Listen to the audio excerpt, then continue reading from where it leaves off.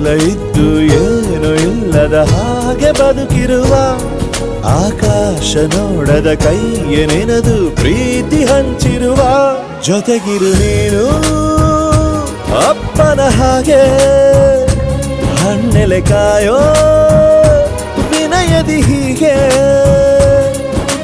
ನಿನ್ನನು ಪಡೆದ ನಾವು ಪುನೀತ ಬಾಳು ನಗು ನಗುತ್ತಾ ಬೊಂಬೆ ಹೇಳುತ್ತೈತೆ ಮತ್ತೆ ಹೇಳುತ್ತೈತೆ ನೀನೇ ರಾಜಕುಮಾರ.